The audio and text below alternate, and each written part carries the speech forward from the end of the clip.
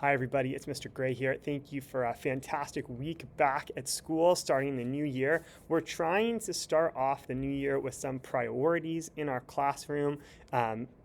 These often don't get home all the way, but I just wanted to share. We've talked really about three things, and it's not necessarily like resolutions. It's not saying that students are not doing that, but it's a way to kind of check in that these are three things that can be really helpful to you as a student and are great things to prioritize in the new year. The first one is kindness to others. That can also mean respect to teachers, respect to classmates, but also making an effort to do kind things on occasion, at least, is a good priority to have for the new year. The second one is integrity.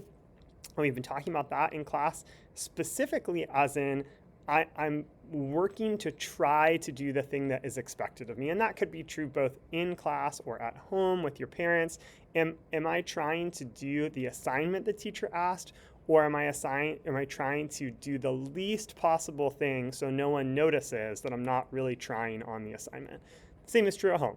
Am I trying to do the chore my parents asked, or am I trying to just get by just enough so no one notices? Okay, and so integrity is another big priority we're having in the new year. And then the last one is being ready. And fifth grade is such a transitional year. Sixth grade in lots of places is middle school. Sixth grade here is more like middle school than just elementary school. It's a special time they're going to have next year, and that's happening later this year. And so being ready oftentimes being in charge of yourself. And so we're asking the fifth graders to be a little more in charge of themselves and to figure out, what am I supposed to do in this situation? I don't need a teacher to tell me that it's time to quiet down because I understand the situation that's going on. And so we're really trying to push that hard as an aspirational goal. We're trying to get there more and more and more. And that's a great thing for this age. It's a great goal for the end of the year. And so again, those are kind of three big priorities I've been talking about at the start of this year. Kindness, integrity, and being ready. So like I said, oftentimes that message doesn't make it home, but it's a nice thing to know that that's what I'm kind of pushing at the start of this year. And so they'll hear that from me again, but I thought you'd like to know. I have several announcements to start off with this week. The winter concert is this coming Monday, the 12th, from 9 to 9:40 in the morning. So if you can, please come by and check that out. It's a wonderful concert every year. Then following week, on Monday and Tuesday, there is no school. So that week that starts Monday, January 19th, there's no school Monday and Tuesday, and we only have school on that Wednesday, Thursday, and Friday. We're going to do Global School Play Day on Wednesday, February 4th. That is a really fun day. A teacher in Irvine, along with some other teachers, started it, and it's a really great time. We just literally play the whole day. So the kids will have music that day and science lab, but the rest of the day, we just play. We'll play outside, we'll play inside, no screens, just play. And it's a really fun day to take a little bit of a break, not only from school, but from any kind of screen time that is happening. It's a great day. So we're going to do that on Wednesday, February 4th. The kids will be hearing more about that from me later. The Jogathon is scheduled for Friday, February 6th this year. And so again, I'll remind you about that, but that will be a great day to bring running clothes for that day, because it is a big run that day. And that it's a taxing event, so we'll kind of pull back from some of the academics that day because it's tough that day. And then speaking of athletic events, there's a link that I sent you about the Irvine Junior Games, which isn't until May, but it is a wonderful event. I competed in the Irvine Junior Games both in elementary and middle school. You do not have to be or consider yourself some great athlete. It's just a really fun event to go to and to be a part of the school and to compete and see other students. So please check that out if you can. There's a discounted registration fee if you do it in the month of January, and the price goes up a little bit. I talked to the kids about it, and you'll probably get a piece of paper coming home if your student is interested, but there's a link you can see about that. On to academics. Next week, we're going to start something that's going to go for quite a long time. There are two big pieces and lots of small pieces there, but our reading and history, our social studies, are going to start to come together a little bit. And so we're going to take some time to look at what makes historical fiction books historical fiction. And so we're going to try to kind of identify those things and lock in on them, because we want to read some books about the American Revolution as we are learning about the American Revolution in social studies. So to get ready for that, we're going to be looking at historical fiction books. So I'm going to be reading out loud a book called Heroes by Alan Gratz, which is about the attack on Pearl Harbor at the beginning of World War II.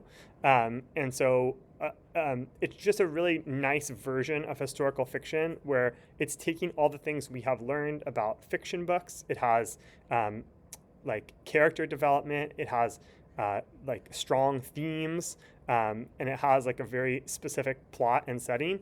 And then the big part about that makes it historical fiction is the historical aspect plays a role. The fact that that story is happening at a certain point in history is an important factor, and I have to have a little bit of knowledge about that historical event in order to understand the story completely. And it also tells us, we're kind of learning from the history and the fiction to learn about today. And so we're going to be talking about all those things. The kids are going to be doing a novel study called Esperanza Rising, which is set in a different historical time, but still that historical time plays a role in the story. And so we'll still be looking at character development and theme, plot, setting. We'll be making connections to today, comparing characters. All of that will still be happening. It's still a fiction study, but through a historical lens.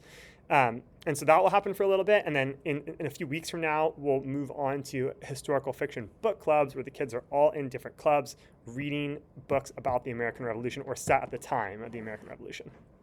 In writing, right now for a couple of weeks, the kids are working on their own independent writing project. And so oftentimes I am choosing the kind of umbrella topic or the specific topic that kids are writing about. So we're just taking a couple of weeks where the kids are writing about whatever they want to write about to an extent. And the kids are choosing kind of fiction writing. They're doing creative stories or dystopian stories or fantasy stories. They're doing informative writing, telling us about a certain topic, or they're writing like a strong opinion. Maybe they're writing like a news report, but they're all taking time to choose a topic, set goals about what they want to write, and then to actually write those things. And so that's fantastic that they're doing that. Okay, and then that will culminate on Thursday, January 22nd. They'll all be in little small groups, and they will present their writing to the other people in their groups. So they're also thinking about how they want to present that, and in addition to setting the goals and finishing during their time. In math, we're moving on to geometry. We've already started a little bit.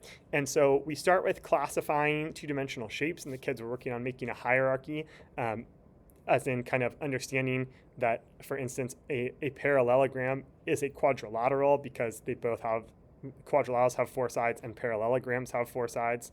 And kind of understanding all the different rules and definitions of shapes so I can play with it a little bit. For instance, every square is a rectangle, but not every rectangle is a square. And I have to understand the difference in the definition between those two to make that clear. So doing that first, we're also looking at how to create a coordinate grid system and graphing ordered pairs and understand their meaning kind of in a real world context. In social studies, like I said, we're looking at life in the colonies. We're doing a few things at the same time. So one thing we're doing is we're looking at the location and names of the original 13 colonies. The kids will have a test where they will have to write all the names of the 13 colonies in their actual location. So we're getting ready for that. That's not happening immediately, but we're kind of practicing to get ready for that. Another thing we're trying to do is understand what life was like in the colonies. So we'll start next week. We'll be looking at the founders of the colonies and what ideals they were trying to put forth as they founded the colonies. And then also we're doing a little to do that also, we're looking at the Salem witch trials, which kind of swept through part of Massachusetts in the late 1600s. And that gives us a little bit of a window into the time, the people, and what their priorities were, and also just what life was like back then. And it's just kind of a fun, interesting historical anomaly of sorts. In science, the kids will have science lab with Mrs. DeMarco. We may or may not be doing science next week, depending on the schedule. We'll probably be doing some kind of grammar in language. If we don't get to it next week, we'll probably do it the week after that. We'll meet with our second grade buddies. We'll do board games with Mrs. Kovac's class next week. And then the other thing we're starting to get ready for is physical fitness testing. So all fifth graders in the state of California do physical fitness testing. There's a few different things. They have to do push-ups, they have to do sit-ups, they have to do something called the trunk lift, which is they lay on their stomach and have to pull their head up and see how high they can get their chin off the ground. Has to meet a certain threshold. They do a flexibility test where they put one arm back and they try to touch their fingers behind their back, both ways. And then they also do a mile run. So we'll spend some time in January and February working our way up to a mile run with the hope that kids are running as much as possible, as much as they can. And we'll chat about that in class. And in addition, we'll do some practice times with curl ups and push ups and trunk lift and flexibility. We'll practice all those things too. And then eventually we'll have kind of like the official tests.